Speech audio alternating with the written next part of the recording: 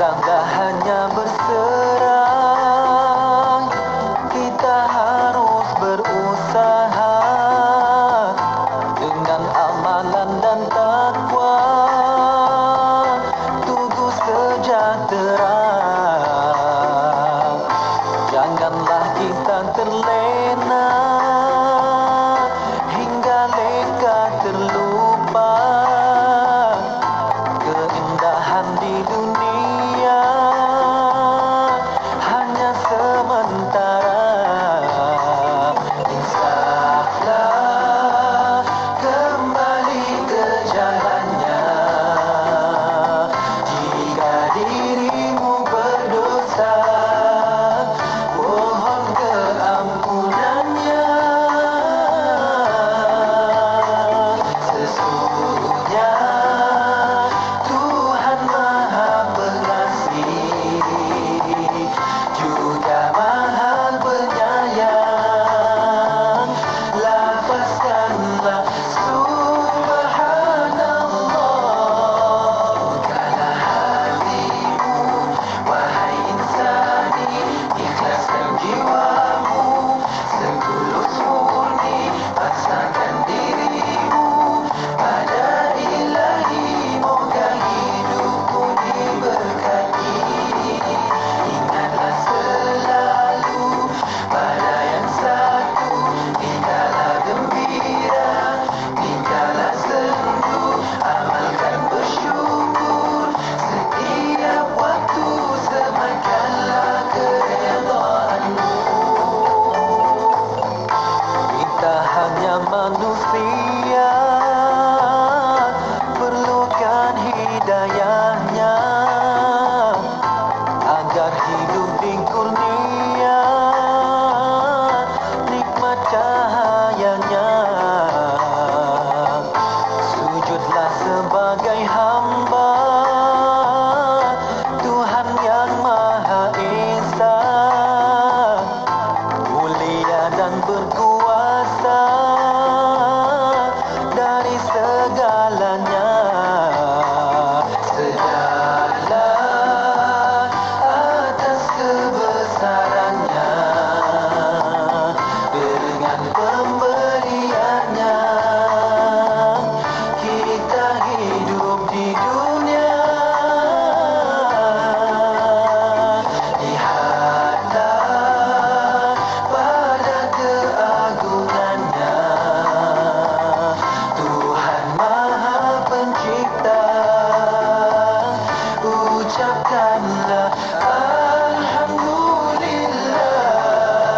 Bukalah hatimu, wahai insani, ikhlaskan jiwamu, setulus murni pasrahkan dirimu pada Ilahi. Moga hidupmu diberkati. Ingatlah selalu pada yang satu, dikala gembira, dikala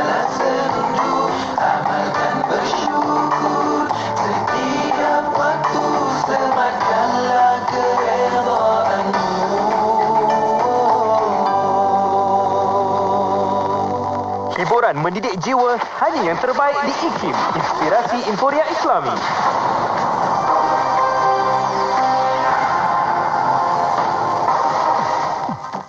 Bismillahirrahmanirrahim. Assalamualaikum warahmatullahi wabarakatuh dan salam sejahtera.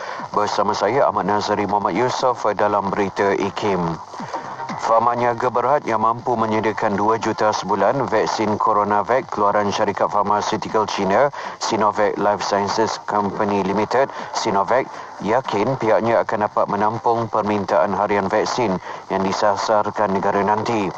Menurut Timbalan Pengarah Urusannya, Muhammad Iqbal Abdul Rahman, syarikat berkenaan telah melabur sejumlah 3 juta ringgit untuk meningkatkan kapasiti sedia ada dan bersedia untuk menambah pelaburan sekiranya permintaan tinggi diterima bagi vaksin CoronaVac itu.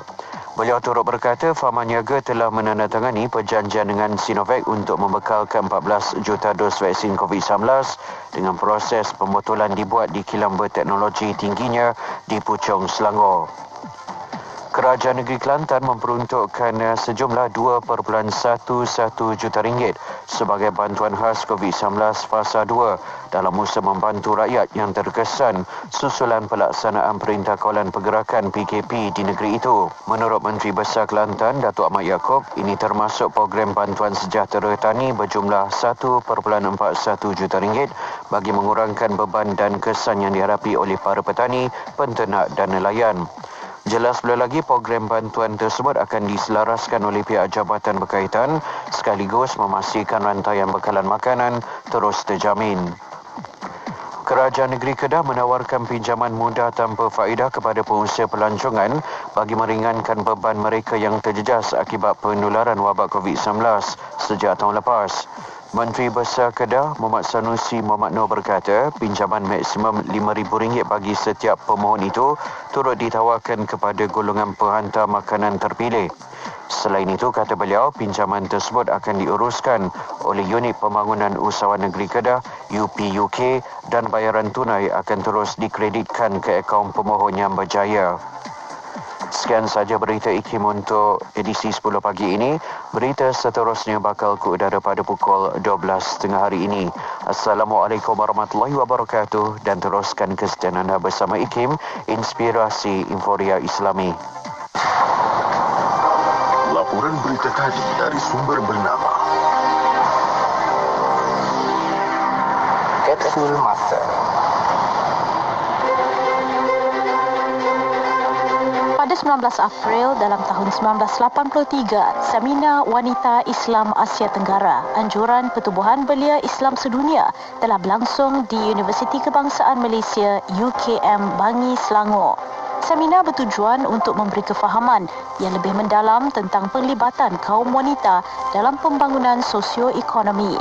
Kaum wanita Islam mampu memainkan peranan dalam menyumbang tenaga dan fikiran mereka dalam soal ekonomi, politik dan dakwah Islamiah. Seminar membincangkan peranan wanita pada zaman keagungan Islam, khususnya pada zaman Rasulullah dan perbandingannya dengan masa sekarang untuk diambil contoh teladan yang baik. Mereka juga memainkan peranan positif dan membanggakan dalam usaha membangun dan memajukan negara. Sesungguhnya seminar tersebut dapat mewujudkan ruang perbincangan yang baik ke arah meningkatkan kefahaman dan peranan kaum wanita dalam memajukan masyarakat dan negara. Petikan fakta ini disediakan oleh Seksyen Dokumentasi dan Penerbitan Arkib Negara Malaysia.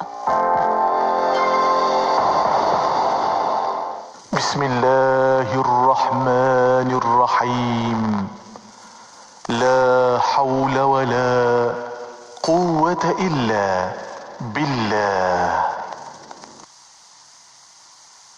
La hawla wa la quwwata illa billah. La hawla wa la quwwata illa billah. La hawla wa la quwwata illa billah. La hawla wa la quwwata illa billah. La hawla wa la quwwata illa billah. La hawla wa la quwwata إلا بالله لا حول ولا قوة إلا بالله لا حول ولا قوة إلا بالله لا حول ولا قوة إلا بالله لا حول ولا قوة إلا بالله لا حول ولا قوة إلا بالله لا حول ولا قوة إلا بالله لا حول ولا قوة إلا بالله لا حول ولا قوة إلا بالله لا حول ولا قوة إلا بالله لا حول ولا قوة إلا بالله.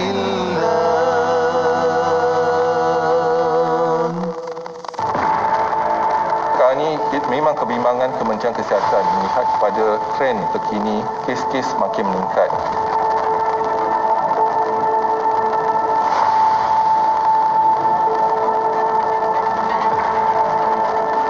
Kes jangkitan COVID-19 semakin meningkat dan tidak menunjukkan tanda-tanda penurunan dalam masa terdekat.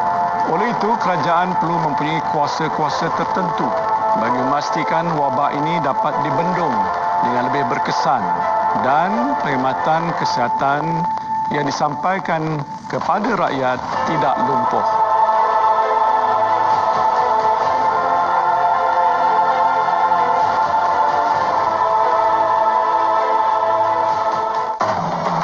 Selami ilmu untuk kehidupan kita seharian bersama Nur Hayati Paradi di Aspirasi 10.1. IKIM, Inspirasi Inforia Islami. Assalamualaikum warahmatullahi wabarakatuh. Dimulakan dengan lafaz suci Bismillahirrahmanirrahim. Selawat dan salam buat Rasul junjungan Nabi Muhammad SAW. Selamat pagi. Salam aspirasi untuk semua sahabat pendengar IKIM, tak kira di mana jua anda berada. Alhamdulillah, Allah rezekikan kita untuk bersama sekali lagi menerusi perkongsian aspirasi 10.1 bertemakan saya Nur Hayati Paradi. Alhamdulillah. Dan masuk hari Khamis kita hari ini. Moga-moga Allah kurniakan kesejahteraan untuk semua sahabat pendengar. Dan telah pun sama-sama kita ikuti Warna Pagi sebentar tadi bersama dengan Sufian Amri dan juga Hazwan Syah. Terima kasih pada mereka berdua. Dan untuk perkongsian di aspirasi, kejap lagi kita bakal mulakan perkongsian kita menerusi rancangan Tahsin Ibadah. Kita ada sesi soal jawab bersama dengan Ustaz Ahmad Lufi Muharram untuk anda ajukan soalan-soalan anda. Sebab kita berkata tentang nak menuntut ilmu. Jalan nak menuntut ilmu tu ada dua juga caranya. Satu, kita berguru lah. Keduanya dengan dengan kita bertanyakan soalan, juga kita boleh memperolehi ilmu. Jom kita tanyakan soalan bersama dengan Ustaz Ahmad Lufi Muharram. Kejap lagi anda boleh ajukan soalan-soalan anda di platform-platform yang telah kami sediakan. Antaranya di WhatsApp IKIM di 011-29-004-004 011-29-004-004. Itu WhatsApp IKIM untuk anda tanyakan soalan di situ, ataupun anda boleh saja ajukan soalan anda di FB IKIM FM, juga di YouTube IKIM channel. InsyaAllah bersama-sama kita belajar sesuatu hari ini dalam Tahsinul Ibadah. Untuk anda saat ini kita mulakan perkongsian di aspirasi. Kita buka tirai dengan Mazhab Cinta daripada artis Tarbiyah Sentap Records. Bersama-sama kita dengarkan kat mana mazhab cinta kita, kat mana kita berpegang sebenarnya. Moga-moga menjadi aras panduan juga untuk kita mengukuhkan cinta kita pada ilahi, insya-Allah. Untuk anda teruskan bersama Yati, tentunya hanya di IKIM, Inspirasi Inforia Islami.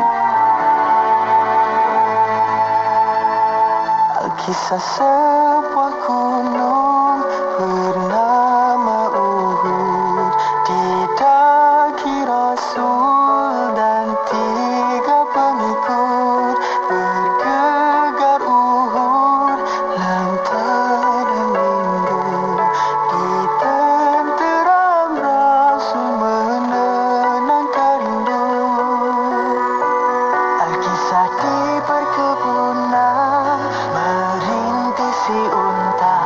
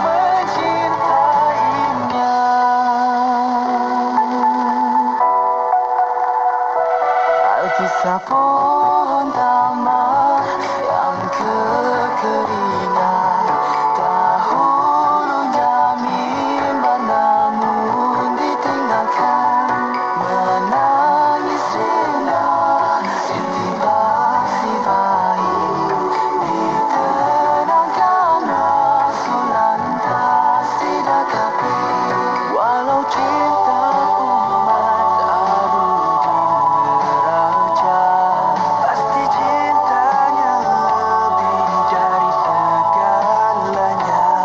Demi umat darah dan tangis mencurah, biarpun berabad lama gelisah. Kadang wajahnya gelisah, ribut melanda, bimbang umat dihentam azab sisa. Kadang gusar baginda umat berlapar, namun rumahnya sering tak punya apa. Mengajarkan azab cinta hingga mati lagi, turut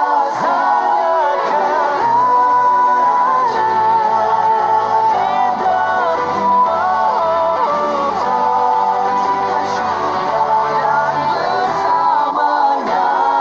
Kadang wajahnya gelisah, ribut melanda, bimbang umat dihentam azab siksa.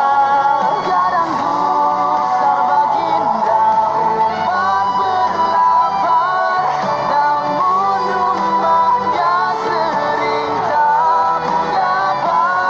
Walau jika hujung nyawanya, resah memikirkan umatnya.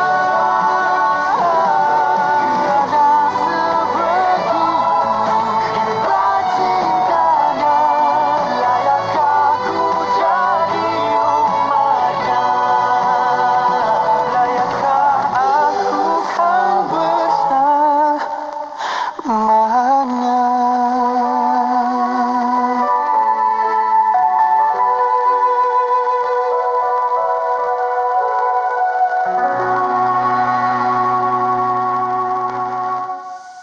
Bang, ni campur ni satu lagi. Berapa bang?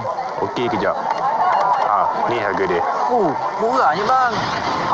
Package combo kembali lagi. Tempah sekarang sementara masih ada. Hubungi 012-686-9236 atau 017-345-2564. Tertakluk pada terma dan syarat. Tarikh tutup permohonan iklan adalah setiap 16 hari bulan pada setiap bulan.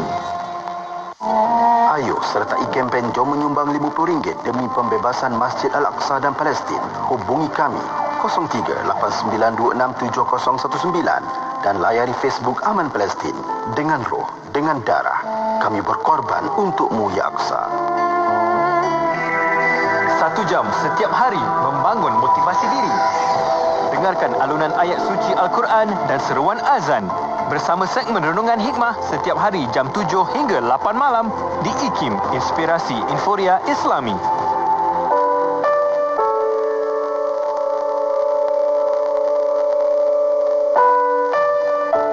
Dunia dicipta untuk memenuhi keperluan, bukan keinginan manusia. Orang beriman cukup dengan yang sedikit, manakala yang kufur tidak akan puas, sekalipun dengan yang banyak. Mana kita nak rasa bersyukur? Bila kita rasa ada nikmat dan ada kelebihan, barulah kita syukur. Kalau kita rasa kurang saja, kita tidak akan bersyukur. Jadi bila kita ada rasa bersyukur, inilah yang dikatakan law of gratitude. Temukan jawapan dalam setiap permasalahan. Ikuti sesi bersama Yang Amat Arif Dato' Dr. Haji Muhammad Naim Haji Mohtar, Ketua Pengarah Jabatan Kehakiman Syariah Malaysia, yang berbahagia Profesor Dato' Nur Aziah Haji Muhammad Awal, Profesor Undang-Undang Keluarga, Wanita dan Kanak-kanak, dan yang berbahagia Tuan Haji Ikram Husin, Kaunselor berdaftar, menerusi segmen Dari Hati, Jumaat 9 malam hanya di IKIM. Dari hati, kita berkongsi mencari solusi. Buku baru terbitan penerbit IKIM bertajuk Fatwa dan Perbezaan Pandangan, Cabaran dan Penyelesaian membahaskan secara teori dan praktis tentang fatwa dan perbezaan pandangan, iaitu dua perkara penting dalam tradisi keilmuan Islam. Karya ini mengandungi 10 bab dengan menyentuh perihal cabaran dalam isu kefatwaan semasa, mencari solusi isu fiqh dalam masyarakat melalui fatwa, memadamkan api kebencian dan perpecahan di tengah-tengah perbezaan pandangan. Antara isu-isu yang diteliti adalah berkaitan fatwa dalam ilmu usul fiqh dan cerminannya dalam pemikiran tokoh silam termasuk Al-Ghazali, cabaran pemerkasaan institusi kefatwaan di Malaysia, kedudukan fatwa dalam perundangan negara, perbahasan fatwa bersifat setempat, adab-adab perbahasan ilmiah dan perdebatan, konsep ijtihad dan taufik dalam perbezaan pandangan. Pada akhir buku ini, penelitian adalah tertumpu kepada sejauh mana Islam melihat prinsip, adab dan kaedah perbezaan pandangan yang akhirnya membawa kepada kebaikan dan bukan perpecahan. Anda boleh dapatkan buku ini di ikimniaga.my dengan harga RM45 atau hubungi unit pembangunan ekonomi di talian 03 6204 6389 atau 387.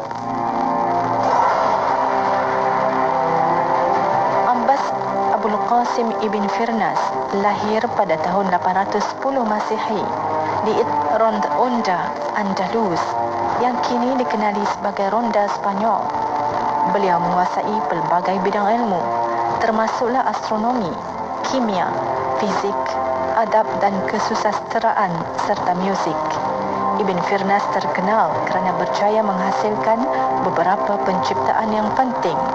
Antaranya termasuklah rantaian yang menunjukkan pergerakan planet dan bintang, kristal tiruan, jadual astronomi dan jam air yang dikenali sebagai Al-Maqata.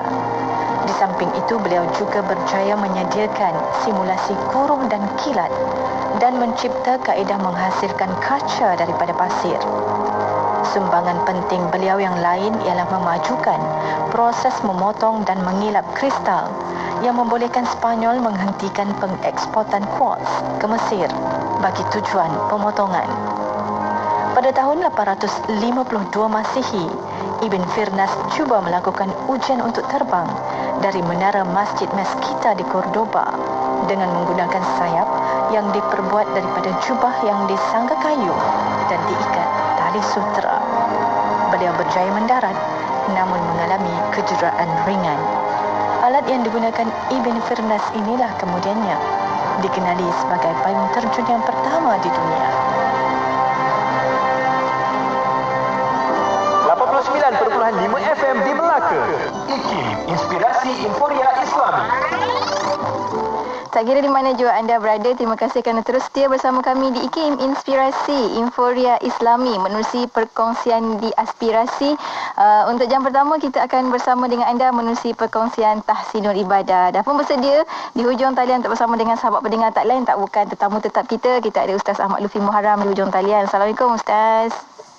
Waalaikumsalam warahmatullahi. Alhamdulillah. Terima kasih pada sahabat pendengar juga yang ikuti di FB IKIM FM, FB Ustaz Lutfi sendiri dan juga di YouTube IKIM. Dan saat ini kita nak kongsikan dengan anda untuk minggu ini kita ada sesi soal jawab bersama dengan Ustaz Ahmad Lutfi Muharram. Anda boleh tanyakan ataupun ajukan soalan anda di FB IKIM FM, di YouTube IKIM dan juga di WhatsApp IKIM di 0112900404. Cumanya awalan ini kita nak bersama dengan Ustaz, kita mulakan terlebih dahulu Ustaz perkongsian kita hari ini dengan sedikit mukadimah Ustaz, silakan.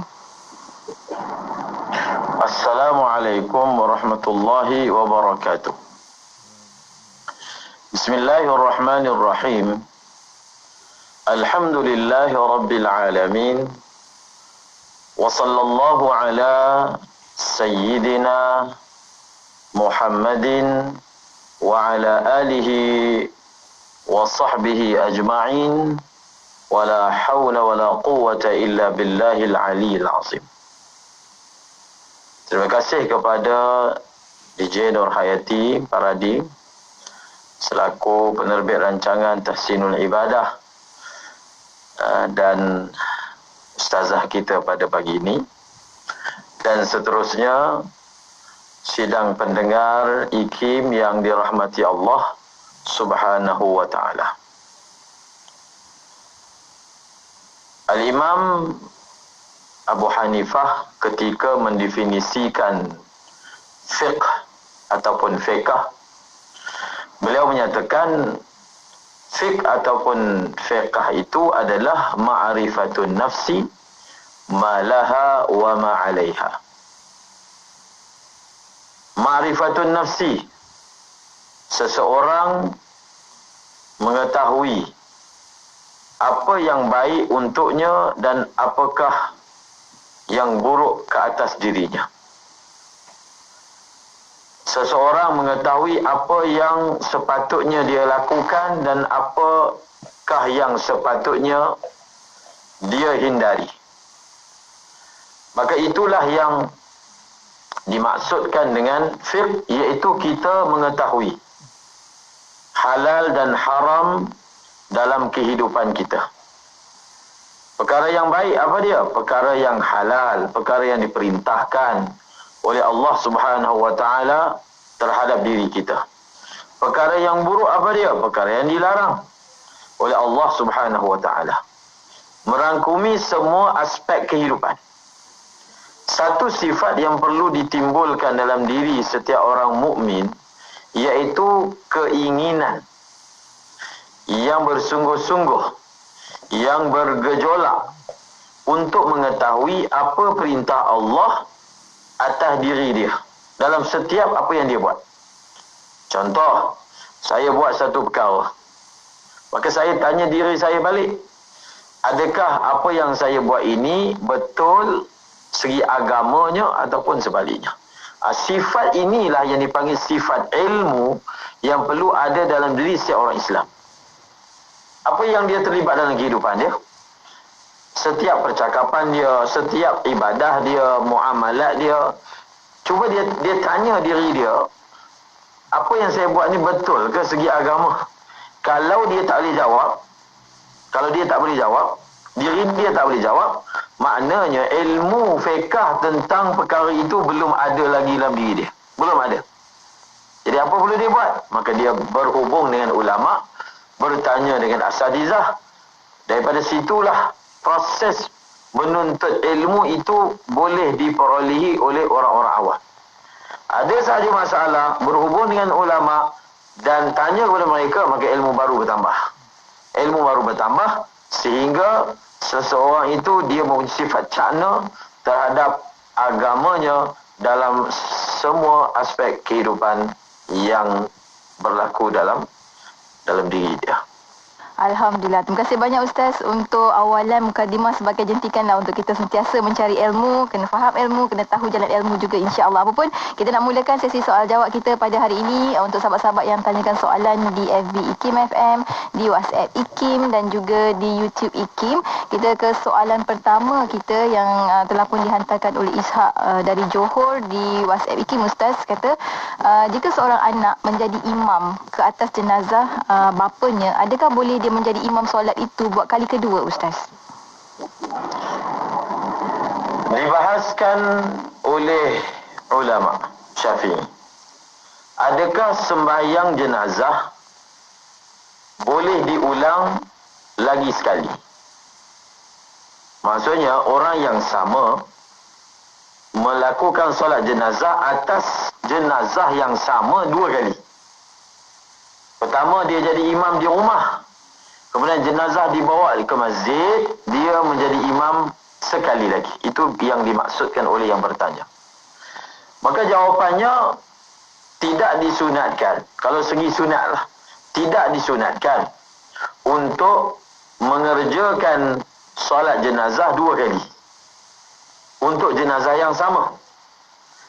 Maknanya kita tidak ada galakan khas untuk kita ulang balik jenazah, solat jenazah yang kita sudah mengerjakannya. Kalau ditanya pula daripada segi sah ataupun tidak sah, sah ataupun tidak sah, maka ada ulama menyatakan hukum melakukan sekali lagi itu khilaful aula. Khilaful aula, maknanya aulanya tidak melakukannya.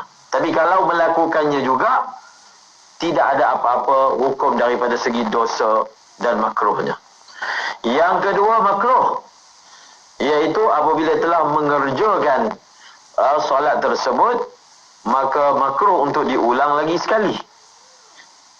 Bahkan ada juga ulama yang menghukumnya sebagai sunat. Walaupun yang muktamadnya bukan sunat, tetapi ada juga ulama yang menghukumkannya sebagai sunat untuk melakukannya sekali lagi. Maka saya memberi jawapan yang pertengahan, iaitu sekadar hukumnya adalah apa? Sekadar hukumnya adalah harus berbuat demikian. Baik, Alhamdulillah. Terima kasih banyak Ustaz untuk pencerahan. Dan seterusnya kita ada soalan juga di WhatsApp IKIM daripada Nur dari Kuala Lumpur. Soalannya, sahabat kita Nur ni sudah berkahwin lebih daripada 30 tahun. Sejak awal perkahwinan lagi, setiap tahun sekali dia akan beri satu amount kepada mak mertua dengan niat untuk bayar zakat. Segala zakat simpanan, zakat harta, zakat emas, semua dia gabungkan dalam satu amount tersebut.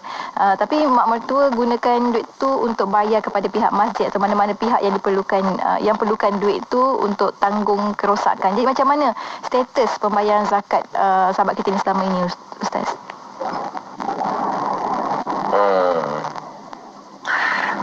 Membayar zakat kepada emak mertua.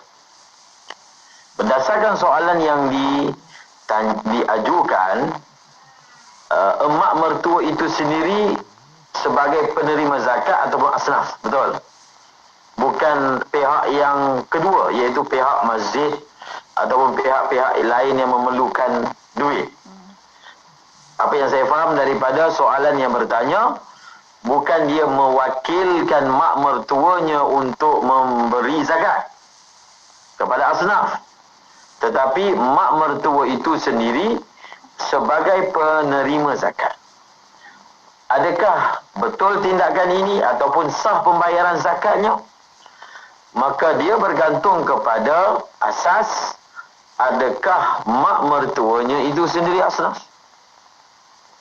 Kerana dia tidak ada asnaf emak mertua, tak ada.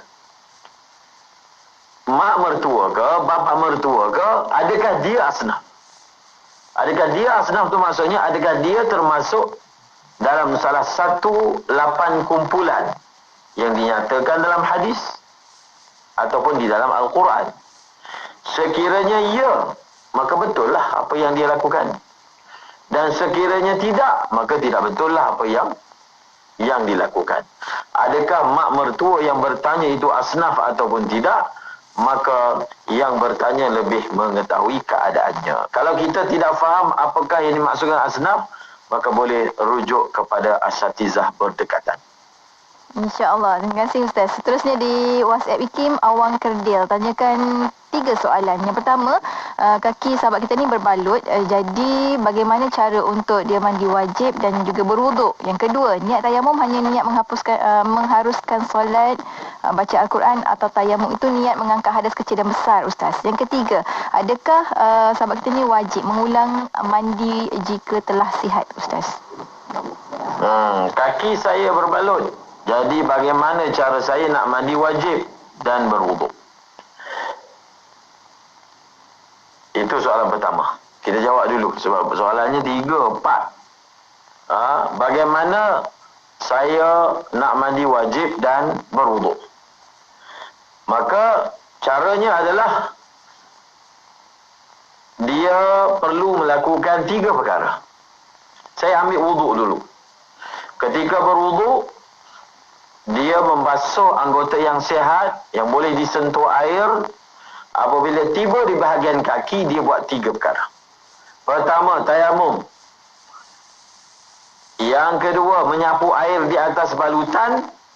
Dan yang ketiga, menyapu air di bahagian kaki yang boleh disentuh air, kalau masih ada. Kalau dibalut semua tidak ada lah. Kalau ada bahagian kaki yang tidak berbalut, maka bahagian itu wajib dibasuh. 3 perkara ya. Bertayamum, membasuh kaki yang sihat, dan menyapu air di atas balutan di bahagian kaki yang wajib dibasuh. Kalau untuk mandi wajib pula, perkara yang sama dilakukan. Dia bertayamum, menyapu air di atas balutan, dan mengenakan air ataupun membasuh bahagian-bahagian yang boleh terkena air. Kalau dia takut dia punya balutan itu basah, maka dia cermatlah dalam menjirus air atas tubuh dia, mungkin dengan meminimalkan dengan cara menggunakan spray. Jadi di situ dia dapat mengurangkan limpahan air ke atas kakinya ataupun balutan yang ada di atas kakinya. Itu teknikal.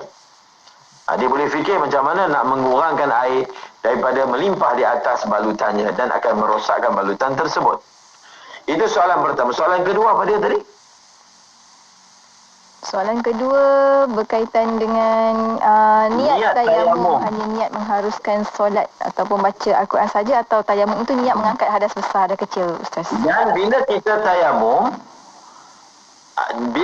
tayamum, apa niat kita? Tayamum ni dia tidak boleh niat mengangkat hadas. Tak boleh. Tak sah. Maka niatnya adalah niat mengharuskan. Saja aku tayamum untuk membolehkan solat. Saja aku tayamum untuk membolehkan membaca Al-Quran.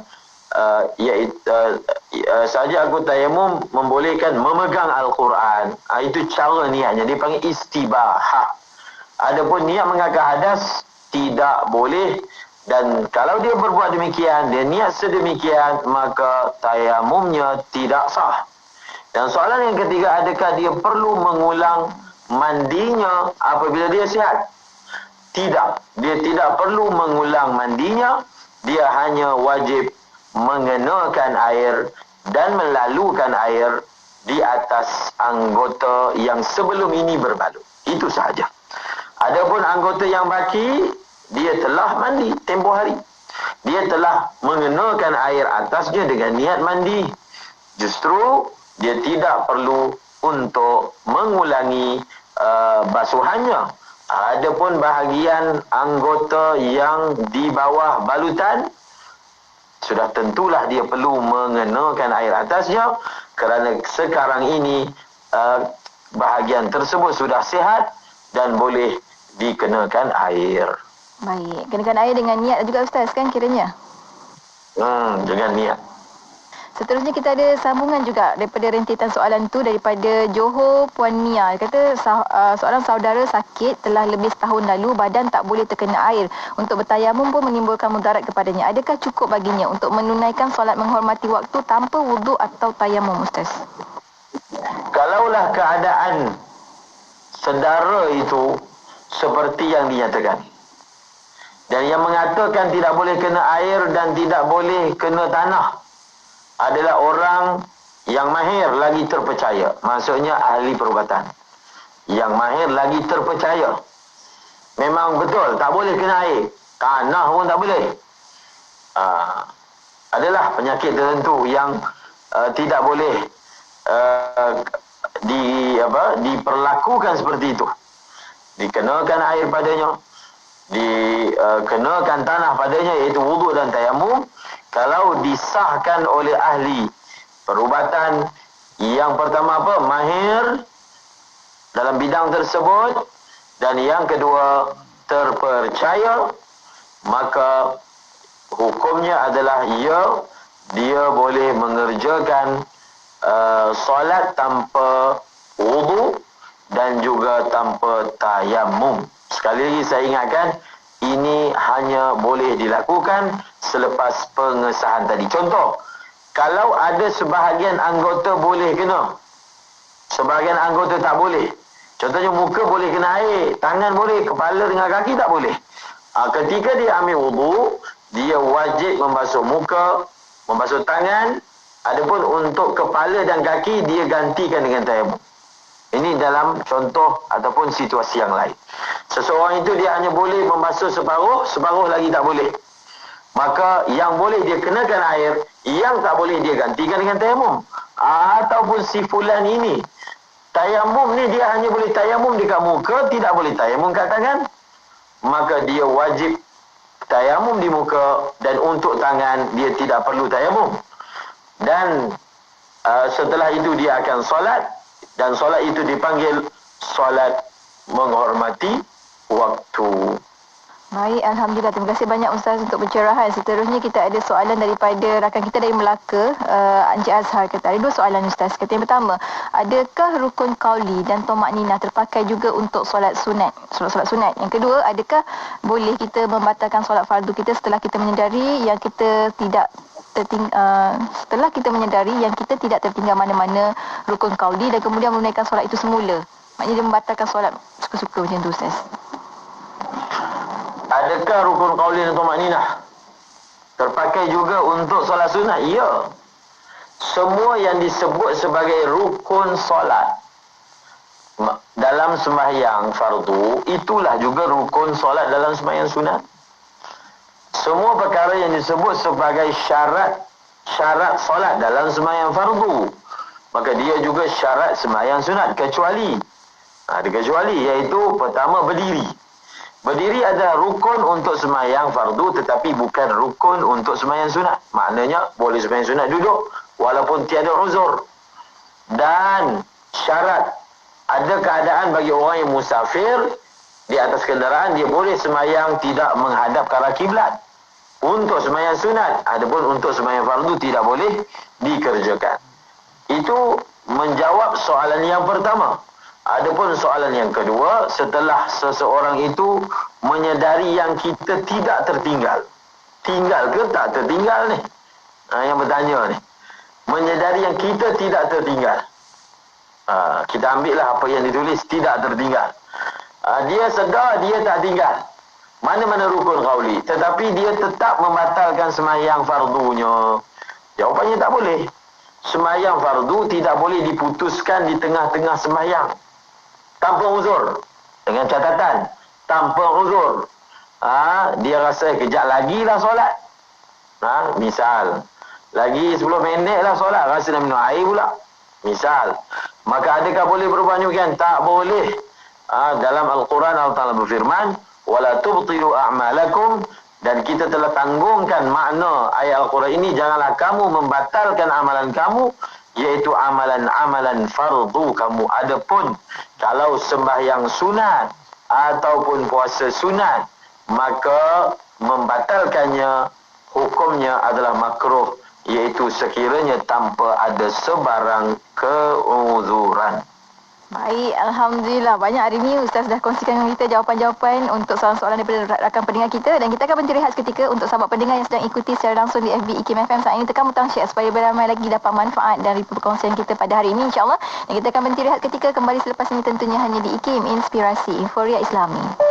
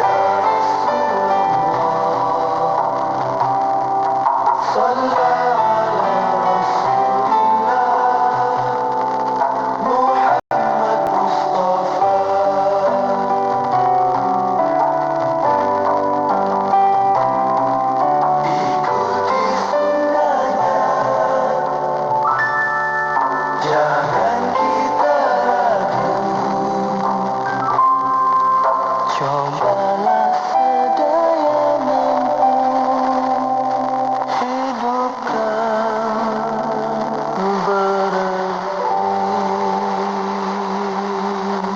Inspirasi Inforia Islami tentunya hanya di Radio Institut Kefahaman Islam Malaysia. Alhamdulillah kita kembali bersiaran waktu ini menerusi perkongsian di aspirasi. Kita ada Tajwid Ibadah dalam sesi soal jawab bersama dengan Ustaz Ahmad Lufi Muharram. Kita nak sambung lagi perkongsian kita untuk soalan-soalan daripada sahabat-sahabat kita yang telah pun mengajukan soalan di FB IKIM FM, di WhatsApp dan juga di YouTube IKIM. Kita ke soalan seterusnya Ustaz ya.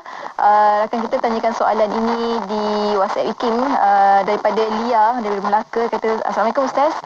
Ustaz, baca surah Al-Mulk waktu lepas solat maghrib menunggu isyak atau baca ketika solat malam sebelum subuh dalam 5 lebih macam itu, bolehkah dikira mengikut sunnah Nabi baca sebelum tidur Ustaz? Membaca surah Al-Mulk, waktu dia adalah dibuat selepas isyak. Waktu membaca surah Al-Mulk adalah selepas isyak, bukan selepas maghrib. Bagaimana pula kalau seseorang itu membaca surah Al-Mulk selepas sudah bangun daripada tidur? Maknanya selepas isyak, tetapi selepas bangun daripada tidur, bukan sebelum tidur. Daripada segi afdalnya, waktunya itu dibaca adalah apa? Sebelum tidur. Itu dia dapat sempurna. Namun kalau dia membaca juga selepas bangun daripada tidur tetapi masih lagi malam, iaitu sebelum subuh, maka dia masih lagi mendapat yang dipanggil asal amal, asal sunnah. Sempurnanya sebelum tidur, tetapi asal tuntutan amalan itu sudah dianggap terlaksana jika dia melakukan pada waktu yang disebutkan tadi. Baik, terima kasih banyak Ustaz. Seterusnya di WhatsApp IKIM dari Malik Izani tanyakan Ustaz, kata, Assalamualaikum Maulana, ingin bertanya bagaimana cara seseorang ingin solat di atas kerusi. Jika dia duduk atas kerusi maka tak dapat sujud dengan sempurna. Jika dia duduk bersila maka tak dapat qiyam. Mana yang ia patut pilih dan adakah sah jika dia solat atas kerusi dengan luput sujudnya tu Ustaz? Soalan daripada Malik Izani. Seseorang yang ingin solat di atas kerusi. Dia soalannya bukan ingin solat di atas kerusi, ingin solat. Atas kerusi itu bukan tuntutan syariat. Dia ingin solat. Tetapi dia ada masalah. Dia tidak dapat solat dengan sempurna. Sekiranya dia duduk atas kerusi, maka dia tidak dapat sujud dengan sempurna. Jika ia duduk bersila, maka dia tidak dapat berdiri. Maka cara dia, yang mana dia nak dahulukan? Adakah mendahulukan sujud ataupun mendahulukan berdiri? Maka apa yang dia kena lakukan, kalaulah dia boleh buat begini. Sebab orang yang sakit ni dia pelbagai. Dia tak ada satu jawapan. Dia berbeza-beza ikut orang. Maka sekiranya seseorang itu dia boleh berdiri. Dia boleh berdiri.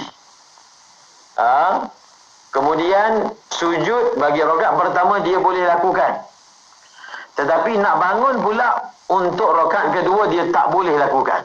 Contoh, kalau begitu situasinya, maka dia buatlah seperti yang saya sebutkan tadi. Maksudnya dia sembahyang berdiri, untuk sujud yang pertama dia dapat sujud sempurna, dan kemudian dia dah tak boleh nak qiyam rakaat kedua, ketiga, keempat. Maka pada ketika itu dia boleh sembahyang dengan duduk. Sebab bila bertembung antara sujud dengan berdiri, maka kita utamakan sujud. Itu jawapannya. Baik, Alhamdulillah. Maknanya kita akan lebih utamakan pada sujud itu sendiri, insya-Allah. Dan seterusnya Ustaz, harap Ustaz dapat clearkan dengarkan kita soalan daripada sahabat kita Fakrul Razi dari Kajang. Ustaz boleh dengar Ustaz?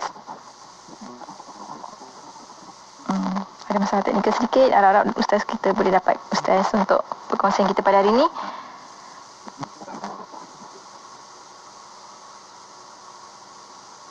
Okey, kita tunggu Ustaz masuk balik semula untuk perkongsian kita daripada rakan kita Fakrul Razi dari Kajang ni, nak mohon pencerahan berkenaan dengan puasa pada 1 Rejab. Sebab puasa 1 Rejab ni dah dekat dah kan untuk kita. Jadi mungkin ada pencerahan daripada Ustaz, panduan yang boleh kita sama-sama gunakan untuk perkongsian kita pada kali ini. Dan kita tunggu Ustaz untuk masuk kembali, tapi sambil-sambil itu jom kita dengarkan terlebih dahulu daripada Hafiz Hamidun Sa'i dengan Laukana Badana. Hanya di IKIM Inspirasi Inforia Islami.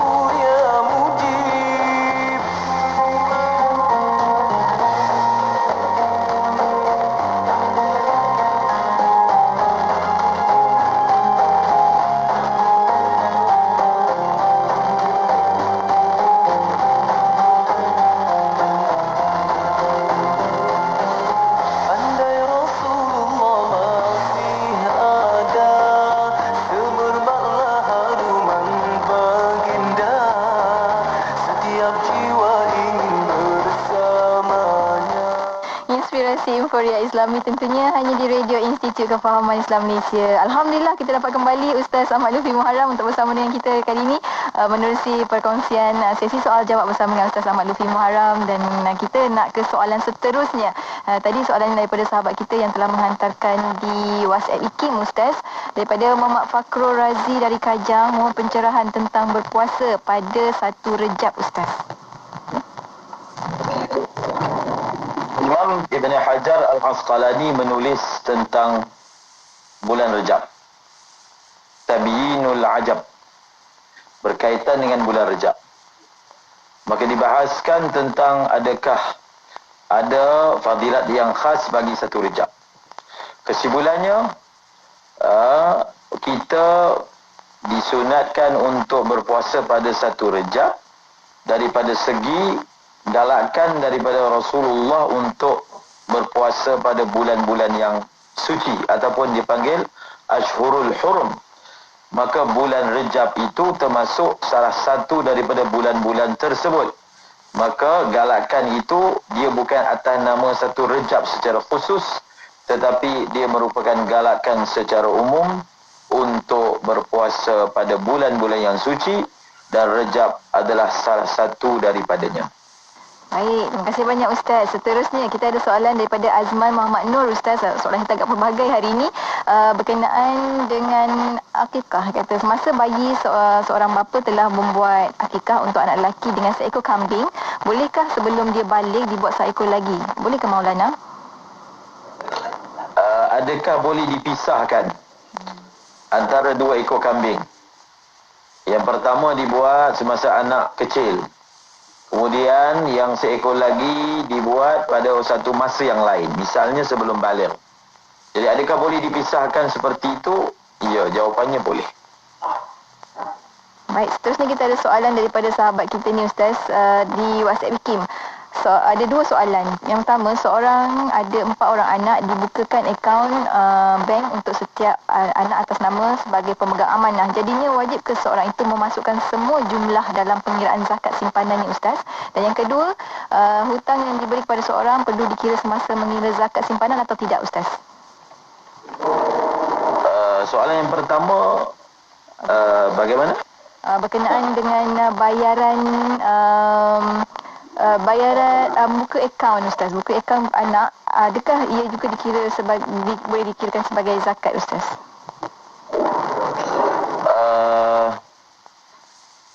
Membuka seorang yang ada 4 orang anak yang dibukakan akaun bank setiap orang atas namanya sebagai pemegang amanah. Jadi wajib ke seorang itu memasukkan semua jumlah dalam pengiraan zakat simpanan. Jadi dia bergantung kepada duit yang di dalam akaun anak itu adakah duit anak ataupun duit dia. Dia memang beri, ada ibu bapa yang memberi duit kepada anak. Memberi, hibah. Jadi kalaulah duit itu memang sudah dihibahkan kepada anak, maka duit itu duit anak. Dan sekiranya duit dalam akaun tersebut mencukupi nisab, maka dia wajib dibayar zakat atas nama anak tersebut. Maksud setiap anak itu zakatnya berbeza. Sebab tanggungjawab zakat anak wajib disempurnakan oleh ayah. Tetapi sekiranya duit itu bukan duit anak, ayah hanya menjadikan akaun itu sebagai tempat simpanan sahaja, maka ayah perlu jumlahkan bersama dengan duit simpanan yang ada bersama akaun dia yang tersendiri. Kemudian yang kedua, hutang yang diberi kepada seseorang. Adakah hutang itu perlu dimasukkan dalam taksiran pengiraan zakat? Bergantung. Bergantung dengan sempurna syarat berikut. Maksudnya kalau cukup syarat berikut, maka dia perlu masukkan dalam penjumlahan dan pentaksiran. Apa syarat berikut? Yang pertama, hutang itu sudah sampai waktu pembayarannya. Yang kedua, orang yang berhutang itu adalah orang yang mampu membayar hutang. Dia bukan dah muflis. Dan yang ketiga, orang itu bukanlah daripada kategori ketegak bayar hutang. Maksudnya dia memang kita tak ada harapan lah untuk mendapatkan hutang tersebut kerana dia memang sangat culas dan ketegar dalam soal menangguhkan hutangnya. Kalau selain daripada itu, memang dia dikira sebagai zakat juga Ustaz kan? Maka akan dimasukkan dalam penjumlahan walaupun duitnya itu belum sampai di tangan kita. Baik, terima kasih banyak Ustaz. Seterusnya kita ada soalan daripada sahabat kita di WhatsApp Kim. Adakah rambut yang gugur atau kuku yang dipotong itu najis? Kiranya najis jika ia melekat pada telekung, adakah dikira solat dengan menanggung najis Ustaz? Tidak. Rambut dan kuku manusia tidak najis, bahkan mayat manusia itu sendiri tidak najis berdasarkan firman Allah, walaqad karramna bani Adam. Demi sesungguhnya kami telah memuliakan manusia. Jadi sudah tentulah tuntutan daripada mulianya manusia, mayat manusia, kuku manusia, rambut manusia dibezakan dengan haiwan. Kalau haiwan kuku dan rambut dia najis, manusia kuku dan rambutnya najis, maka tak ada bezalah antara manusia dan juga haiwan. Maka atas tuntutan ayat tadi, iaitu karamatul insan, maka tidak dihukum najis atas anggota badan manusia. Baik, terima kasih banyak Ustaz. Seterusnya kita ada soalan daripada sahabat kita di WhatsApp Kim juga. Ketika mandi wajib, ada percikan air masuk semula ke dalam baldi. Adakah air dalam baldi tersebut menjadi mustakmal sehingga tak boleh digunakan untuk bersuci? Satu, bolehkah kita bersabun atau bersyampu ketika mandi? Saya rasa mandi wajib ni Ustaz, silakan. Jadi percikan air ke dalam baldi, kalau sedikit tak ada masalah apa-apa. Sedikit tu maksudnya kita andaikan kalau percikan itu adalah benda yang ada warna dan dia itu masuk ke dalam baldi kita dan boleh ubah air itu. Maknanya dia punya kadar dia, kita andaikanlah percikan kita itu adalah benda yang ada warna dan apabila dia masuk dalam air yang di dalam baldi kita itu, dia boleh mengubah air, maka dia akan memudaratkan. Ataupun tidak boleh mengubah air, maka dia tidak memudaratkan. Itu kaedahnya untuk mengetahui adakah memudaratkan ataupun tidak melihat anggaran kadar air tadi. Dan yang kedua, boleh ke bersabun atau bersyampu? Boleh, tak ada masalah. Tetapi air bilasan syampu dengan air bilasan sabun itu tidak dikira sebagai air mutlak. Maksudnya sama ada dia selesaikan dulu kewajipan mandi junub, barulah dia bersyampu, dia bersabun, ataupun dia sabun dulu, bilas, kemudian barulah dia niatkan untuk apa? Mandi junub, kerana dia tak boleh sambil membilas sabun itu, itulah juga mandi junubnya, tak boleh kerana disyaratkan air hendaklah mutlak. Apabila air bercampur dengan sabun ataupun shampoo, dia telah berubah baunya, mungkin berubah warnanya, maka ia tidak sah dalam soal mandi junub. Baik, Alhamdulillah. Seterusnya, kita ada soalan daripada rakan kita ni, daripada Ati di Kelang. Kalau kita belum layak bayar zakat sebab belum cukup haul, Ustaz, adakah kita hanya patut buat sedekah je sebab memegang prinsip zakat menyucikan dan menyuburkan harta? Tak boleh ke nak berzakat juga, Ustaz? Sebab tak cukup haul lagi, tak cukup setengah puntung. Menyuburkan harta ni bukan zakat je. Sedekah juga menyuburkan harta. Sedekah juga memberkati harta. Ada ulama' yang tak pernah bayar zakat, seperti diriwayatkan tentang Al-Imam Abu Yusuf kalau tak silap. Beliau tak pernah bayar zakat kerana apa? Kerana duit yang sampai di tangannya itu banyak sebenarnya. Kalau disimpan tu memang boleh bayar zakat, tapi beliau sedekahkan, keluarkan daripada simpanannya, menyebabkan beliau tidak pernah menyimpan harta yang cukup haul sehingga wajib bayar zakat. Bukan kerana tak ada harta, ada harta tapi sentiasa dibelanjakan. Justru kita sedekah, tak ada masalah. Tetap di sana ada fadilatnya, zakat ada fadilatnya, sedekah ada fadilatnya. Baik, yang penting dalam hati ada niat untuk membayar zakat kalau mampu. Maka dengan niat itu insya-Allah kita juga akan diberi pahala. Baik, Alhamdulillah. Seterusnya, Ustaz, kita ada soalan daripada rakan kita ni, Masyaza Mas kata, Ustaz, sekiranya jenazah itu perempuan ataupun wanita, adakah dibolehkan dalam syarak untuk bercelak ataupun berbedak bagi jenazah, Ustaz? Jadi untuk jenazah ini, dia satu boleh, satu lagi adakah disunatkan.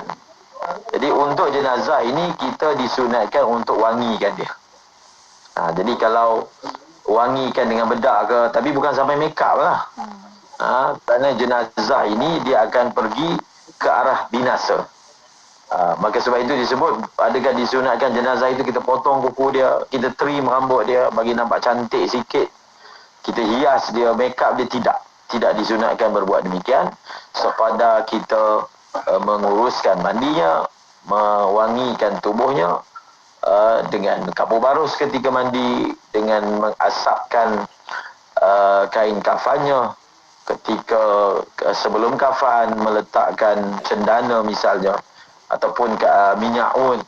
Adapun kita nak make up dia dengan bedak ke, apatah lagi menambah dengan bercelak, maka ia tidak disunatkan.